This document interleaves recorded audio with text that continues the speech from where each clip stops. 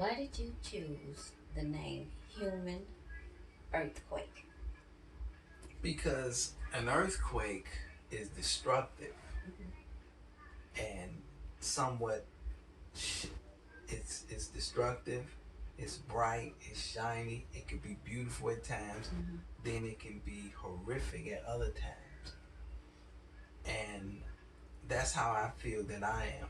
But I say human earthquake because I went through a lot of changes Mm-hmm. like a human. I made Mm-hmm. mistakes like a human. Right. I learned things like a human. I love like a human. Mm-hmm. I was angry like a human.